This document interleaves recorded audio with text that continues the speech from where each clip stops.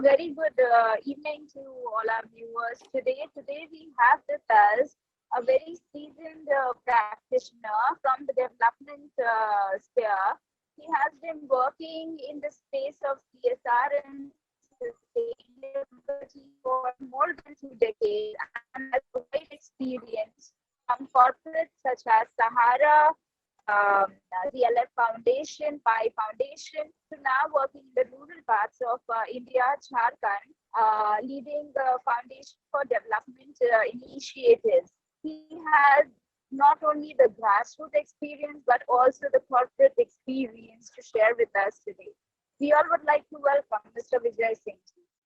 Please. Thank you so much, Harsha. Thank you. Thank you, Dr. Upadhyay. Thank you so much.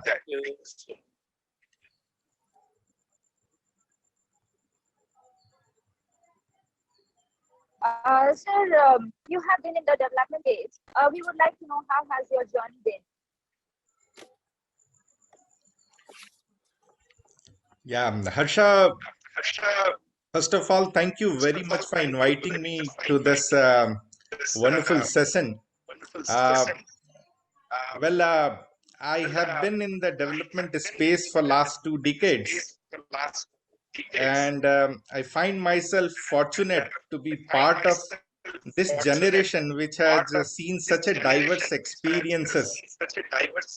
We all came at the time when we wanted to be part of the mainstream philanthropy.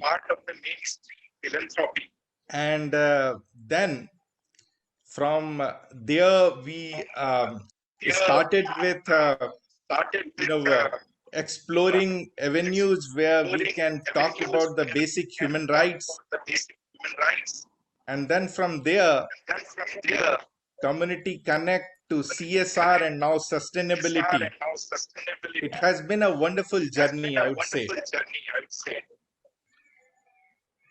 People of my generation have seen such a diverse changes in this space of development, and a very fast changes, I must say. Today, being part of the corporate philanthropy, to the corporate strategy, to the sustainability, I must say that the individuals who have been to this generation has tremendously seen changes and experienced and adopted to this.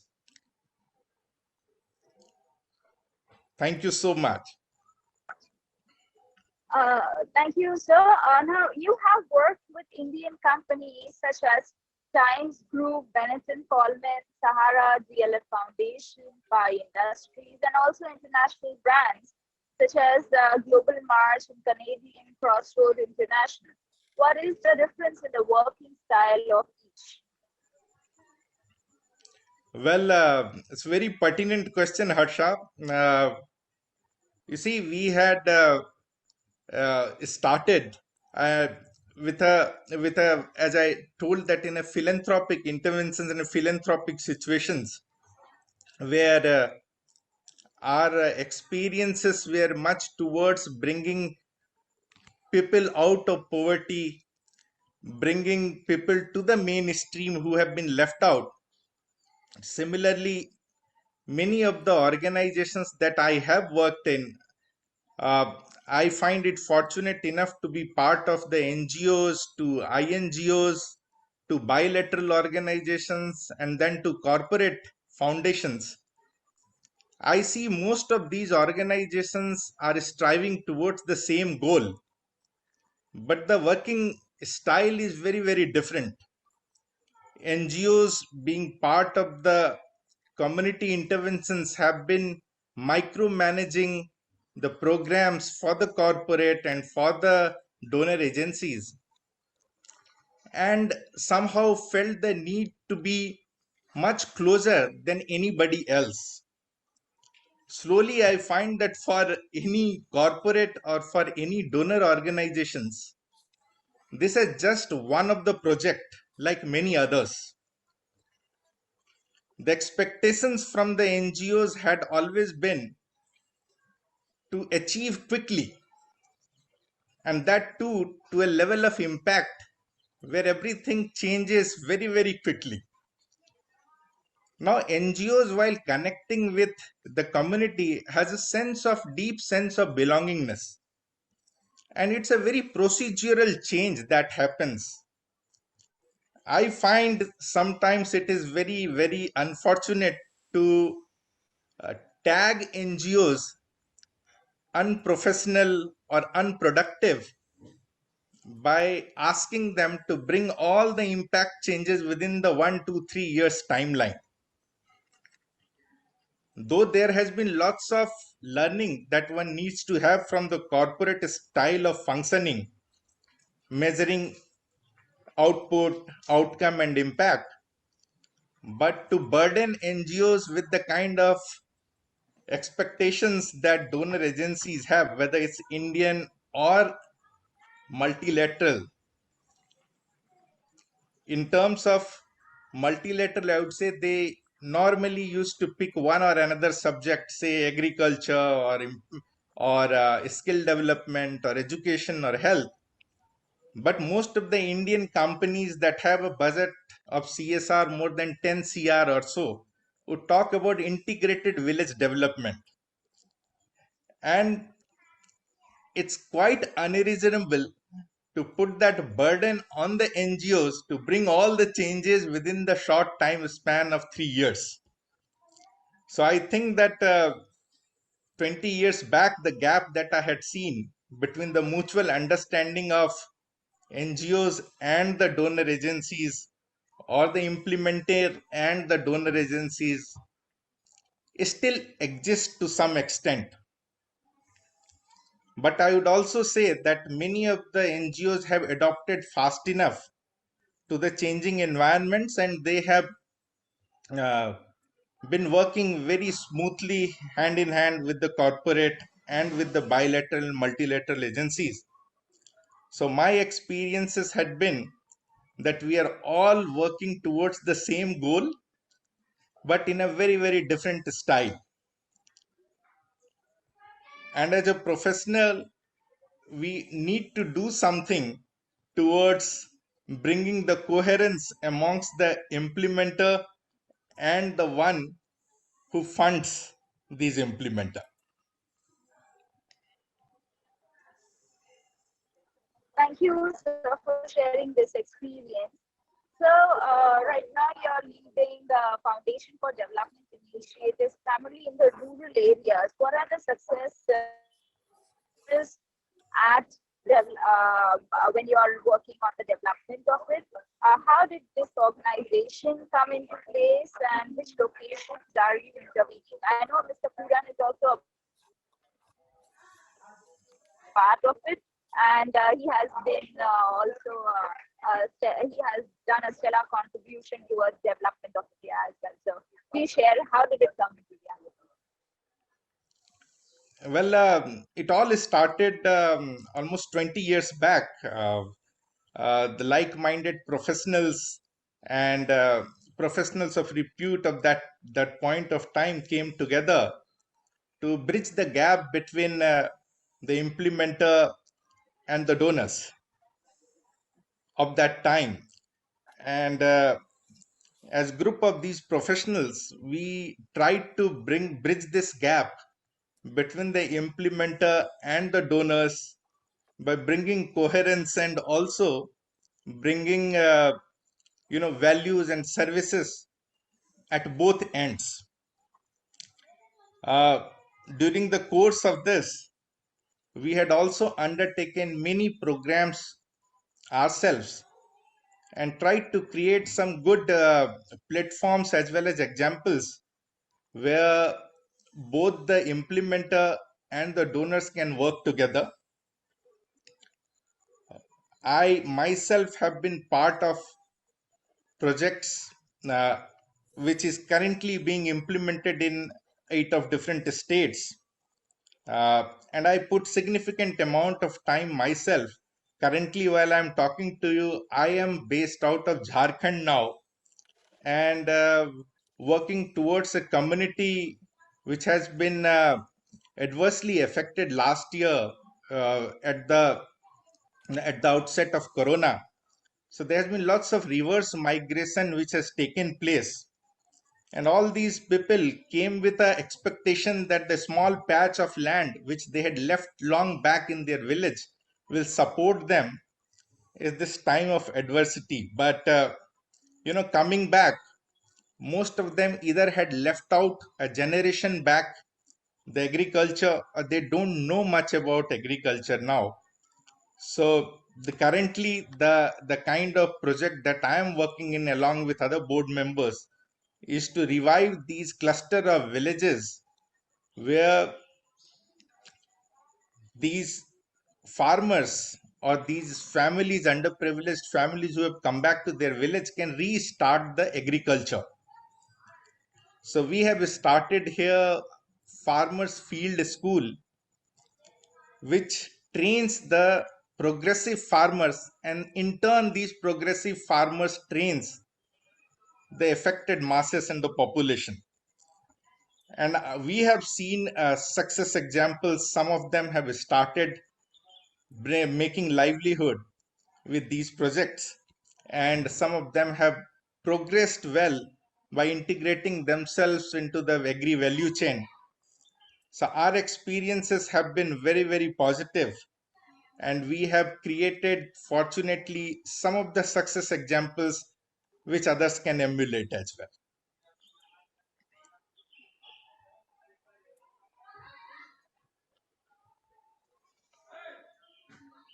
Harsha, you are on silent. I am not able to hear you. Am I audible? Yes. Yes. Okay.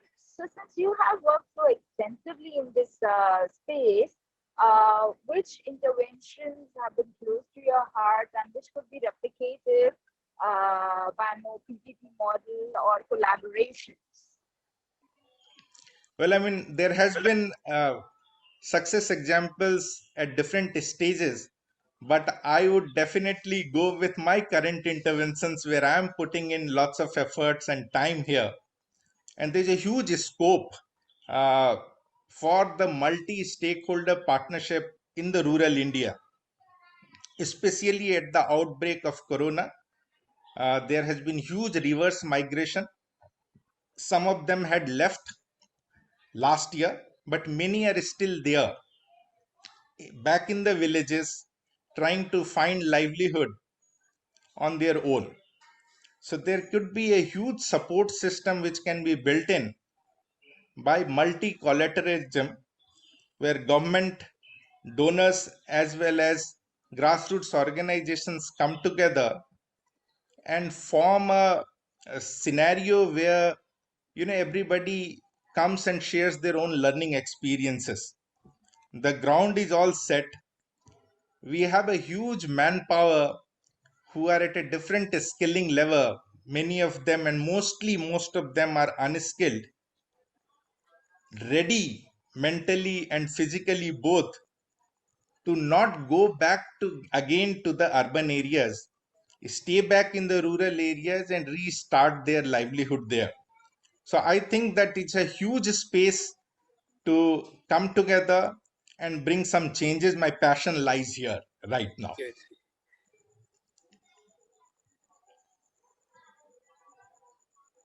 Harsha, you can unmute. So IICSR is a dedicated institution for training, research, and development, project implementation for responsible business leadership. What kind of courses do you foresee which would be required by the upcoming manpower and the existing executives to realize the mission?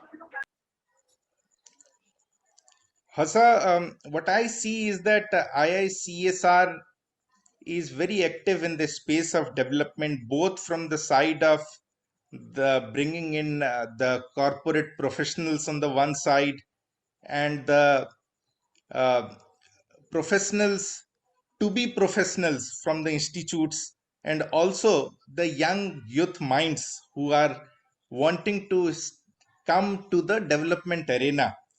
So I think your strength very much lies amongst bringing these two sectors together.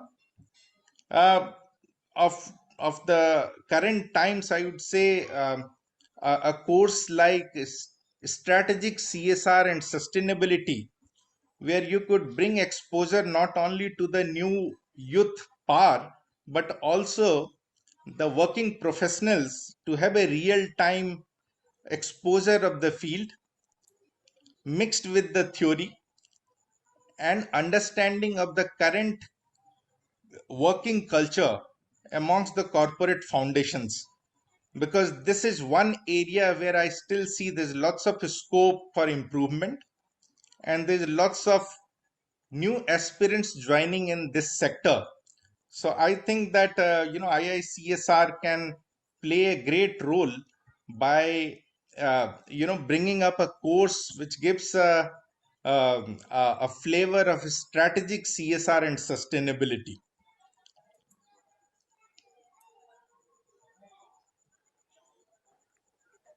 Thank you, sir. On this note, may I request our fellow panelists to please come forward and ask their set of questions? Yeah, sure. Vijay, Dr. it's always Upadhyay. yes. Thank you, Asha. Vijay, it's always pleasure to talk to you. And the way you have taken up your assignments and the way you have been thinking, uh, it's worth mentioning actually. But my question to you is, I find at Crossroads now with this new law which was enacted on 22nd January 2021. Now, impact assessment for project which is 1 crore, or if your CSR budget is 10 crore, you have to do impact assessment. I find it very vague that just in 1 year, whereas practically you have seen when we were implementing projects, you hardly implement for 6 months. 6 months goes for how you do it and all that. So how do you find this phenomena that you just after you start a project, not even 1 year completed, and you talk about impact and all? Are we on crossroads or is it a right strategy? Well, a very relevant question, sir. As during the discussion, I highlighted that even 3 years is probably less to see the impact. Yes. I think that, sir, the person like you who has led FICCI at one point of time, and you understand the culture and the working psyche of the government very well. I think we definitely need to correct this, because Yes. it's completely unreasonable. And somehow by doing this, because in 99% of the cases, it's the community organizations and not for profit organizations who are implementing this. So Okay. it's like donors putting unreasonable burden on them, and instead of creating a coherence, probably we are trying to create a discord amongst the community and these grassroots organizations who are assets for us. Okay. So I think there is a serious need to change and understand that we can probably measure at maximum an outcome of a project in 3 years, but definitely not an impact. It's not a good idea to showcase. Probably we'll be exaggerating or lying to ourselves by showcasing impact within the period of 1 to 3 years timeline. Sure. Vijay, my second question to you. You are starting at a time when everybody is talking about NGOs not getting funds, 50% NGOs on the verge of closing down. So, is the time which you have selected is right, or are you finding some turmoils in the operation at a grassroots level? Well, I mean, you have pricked my nerves. Actually, you are right. I mean, I definitely would say that timing is not wrong, because uh, this is something which I always wanted to do. Okay. And I, as a development professional, when I joined 20 years back, I never thought that this will be the salary standard for a person working as a head of corporate foundation. So I thought whatever more that I have earned than what I expected must be going back to the community. So right now I am putting all my own money towards this cause. But I'm sure that when the organizations look at the change which is being brought by uh, by this effort, they will join in. And also, I have already started getting some good responses from those whom I have never imagined that will come and see to this site that what we are doing. So I'm quite hopeful that I'll be able to sustain and manage it till the time some external support comes. So the timing is definitely right, sir. There's lots to do, and I rather feel bad that I'm not able to do enough from my own resources, as the pocket doesn't allow that much. But there's a huge scope, and this will be an ground to come to the rural area and not limit CSR effort or the effort of many of the corporates to urban or semi-urban areas. So there's definitely a scope to do that, and I'm fighting for that, sir. With all good wishes of you and the listeners, I think that I will be able to sustain for some time more. Wish you all the best, Thank you Vijay. so much, sir. Thank you so much. Is Professor Hopkins there? Yes, yes, we have today with us Dr. Hopkins also. Dr. Hopkins.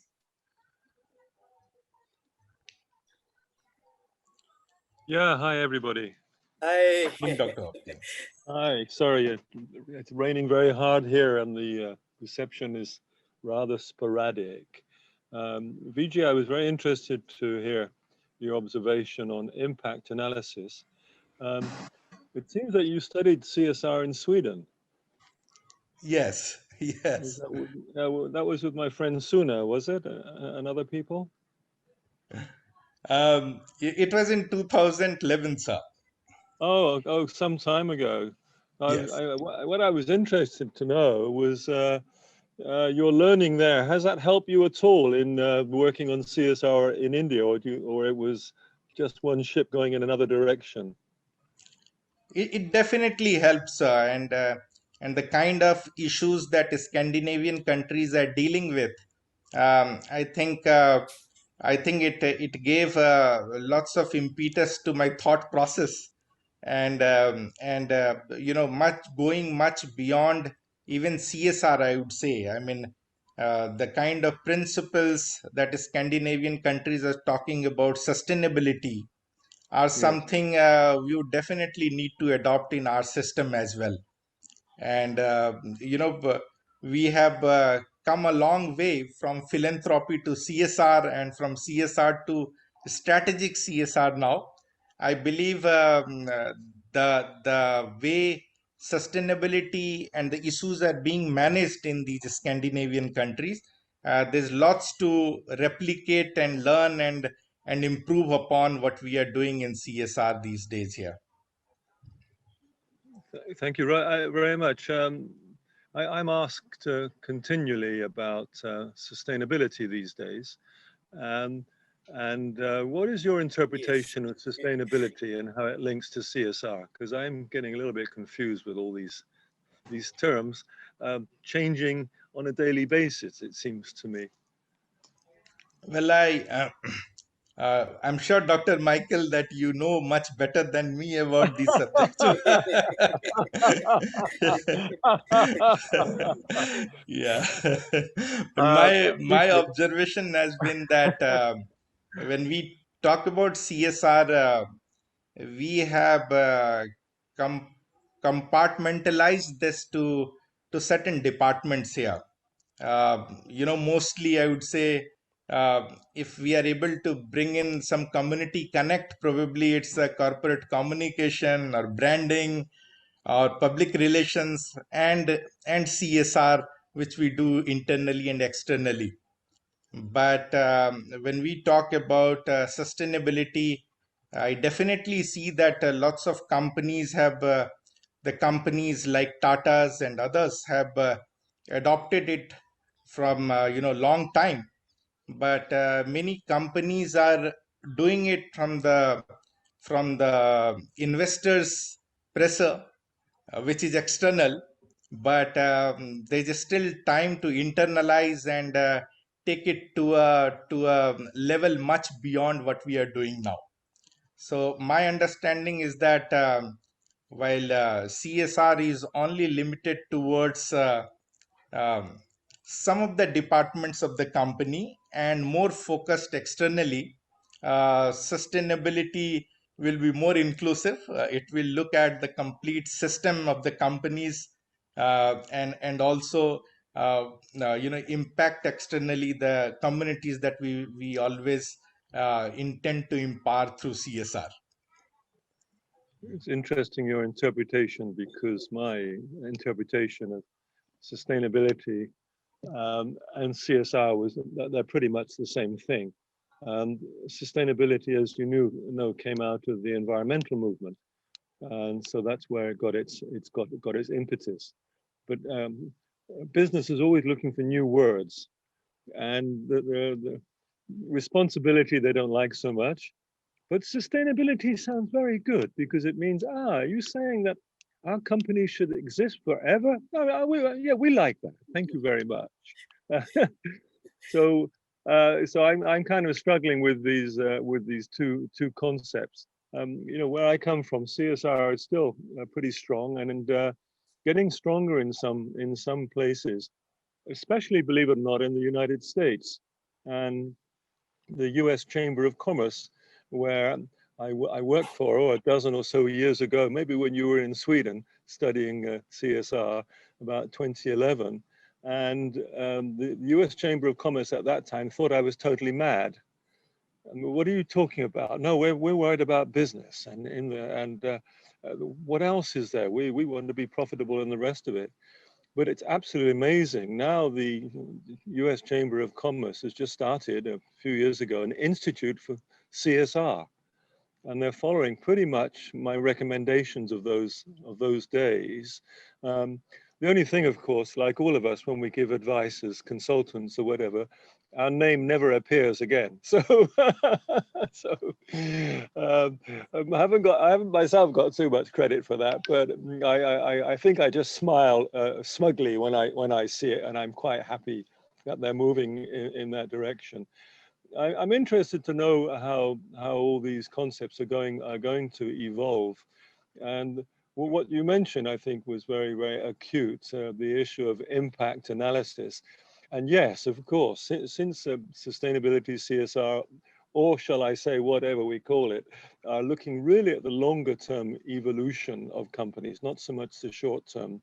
And of course, to measure impact in the short term, for the longer term, that doesn't work so well, as you quite rightly said.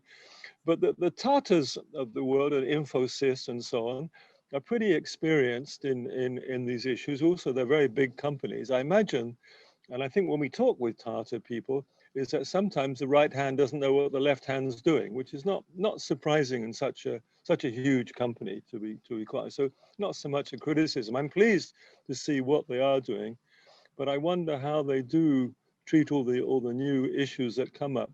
For example, has Tata ever measured the impact of all its work on its various stakeholders? I don't know. I guess we can Google and find out. Maybe you know offhand. Sorry to put you in the in the firing line on this, but I'm very interested to know what you're doing and your background, and with the institute that you're running. Looks very, very interesting. Thank you. Dr. Michael, I must say your tremendous contribution towards this sector is inspiration for many of us, including the new aspirants who wants to join this sector. And I'm so glad that you joined this session, and it's always encouraging to hear you and see you in this sector. Yes. Well, Vijay, thank you very much, and you can thank the great Harsha for that. Thank you, Dr. Hopkins, for being able to join us. Lovely to see you, Harsha, and thanks as always for the invitation. They keep coming fast and furious. I don't know how she keeps up with it, but I also see Dr. KK always comes along. So if he's there and she's there, I gotta come.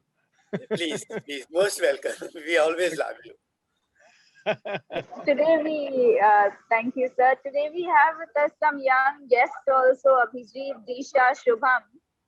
Do you all have any set of questions on this space of sustainability? If so, please feel free to ask, because you're speaking with the leaders who have made laws in different countries. Hello. Feel free to switch on your mic. Yeah, hi. Am I audible? Good evening, sir. Yes, you are audible. Sir, I wanted to know about, like, you were talking about one of your projects in Jharkhand about the agriculture field. So, like, being in the overpopulated country, we are trying to maximize our production by overusing our land fertility. So, in the process, somehow we are destroying or degrading the fertility of the soil. So, how can we optimize the land? Like, how can we proceed towards sustainability, and how do we convince the community participation to be able to achieve that? Subham, it's a very relevant question. And, I myself in my own experience have struggled a lot, because one of the company where I headed CSR is a agrochemical company. And what I'm currently doing is something which is completely organic. What I see is that, there was definitely a struggle at one point of time, and the time which we normally all know as Harit Kranti, where the productivity was abysmally low, and the kind of population growth that we had seen, uh, uh, there was a huge concern that amongst the researchers and the leaders and the farmers, that how will be able to sustain this vast population. But I think the last 20-30 years there has been tremendous research which has been done, which suggests the modern tools and technologies, if applied properly, uh, will um, will not only save the environment on the one hand, but also enhance the productivity of the farmers field many times, by optimizing the resources like water, and then the overuse of fertilizers and the agrochemicals. And the people who have earlier, who the farming job was for one who would be most illiterate, or probably who will never be able to do anything in life, will do farming. That was the perception that normally had. As a resultant, today what I see is that hardly any second generation, or the farmers who have done farming only from generations, don't want to devote their energy or resources or time in farming. And that's what I am encountering right now in my present project. Because when this corona and the COVID impact happened and the reverse migration took place, these people who worked as laborers or the wage earners in different parts of the country came back with an expectation that they will do farming in whatever small patches of land they had, and they will sustain. But they had forgotten how to do farming, or probably this generation had never done farming.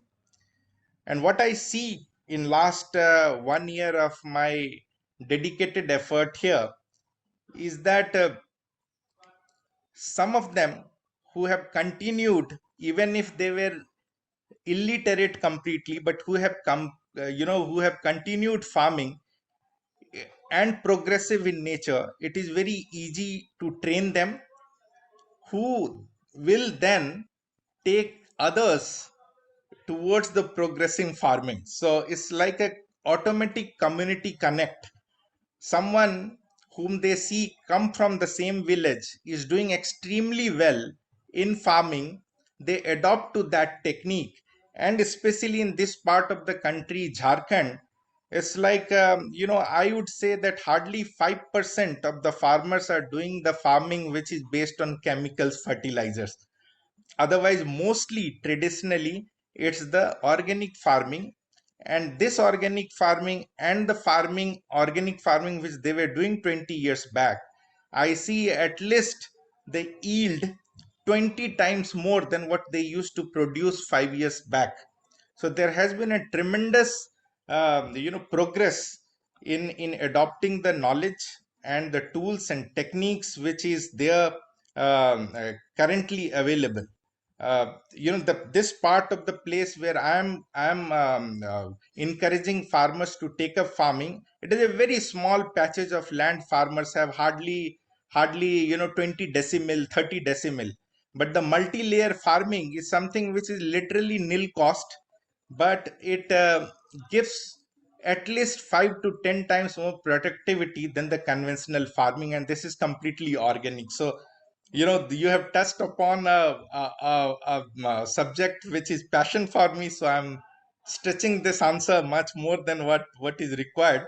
But I must say that this is highly possible, and all the tools and technologies are available today for anybody to do farming even in a small patch of land and make profit out of it. Thank you, sir. That was very insightful. Any other questions do we have over here?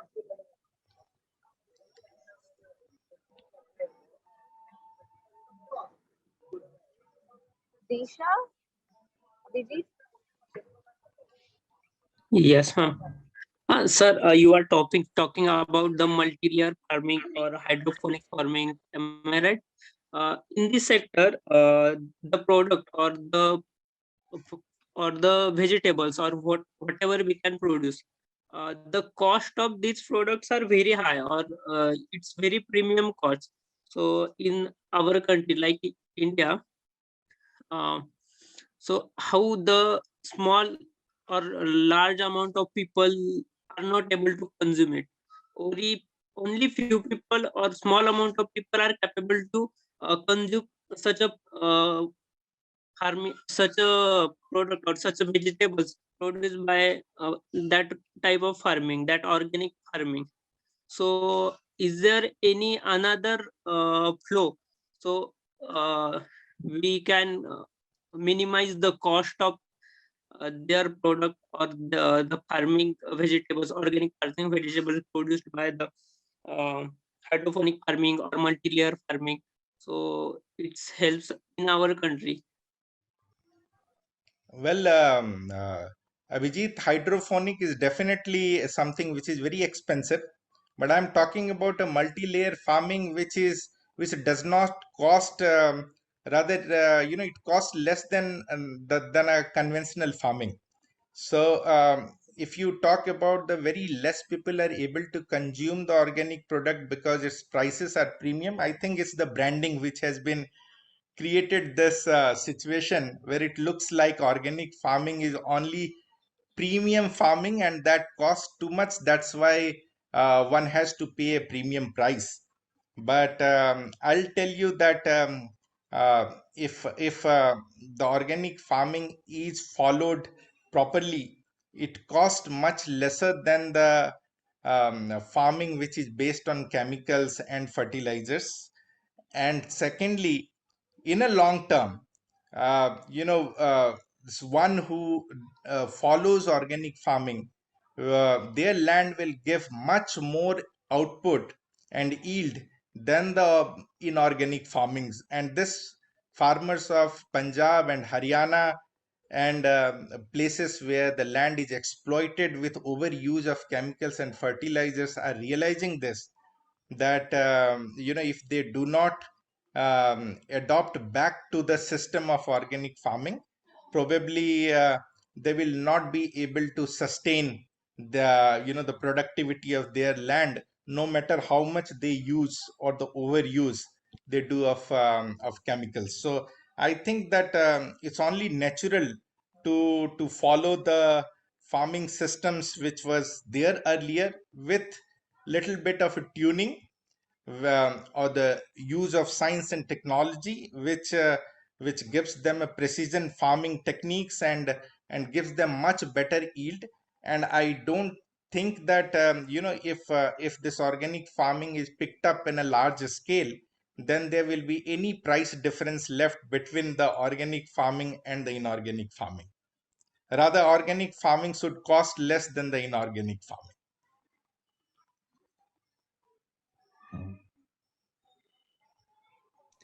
Yes, sir. Sure, sir. Thank you for your question. It's really encouraging to see the youth asking a question like this. Sir, would you have any final message for all of us? Well, since I come from a CSR community, my only, submission would be for mostly, I would say, the new aspirants and the professionals in the CSR community that, God has given all of us a chance to serve the community. So think about community more than the company. If you do good to the community, the benefit to the company will come automatically as a byproduct. So, without thinking anything else, give your fullest to the community for which your job has been entrusted to you, and you will do good professionally and personally both. So, I think this is the only piece of advice that I would like to give. Thank you. Thank you from all of us, sir. Thank you, Dr. Upadhyay. Thank you, Dr. Hopkins. Thank you, Abhijit. Thank you, Disha. Thank you, Shubham, for joining in. And a special thank you to Vijayji. We will share with you the recorded video, and looking forward to have engagement with you and wishing you all the very best from our team. Thank you, Harsha. Thank you, Dr. Hopkins. Thank you, Dr. K.P. Upadhyay, and all the participants. Thank you very much for giving patient hearing to me. And thank you so much, Harsha, once again. Thank you, sir.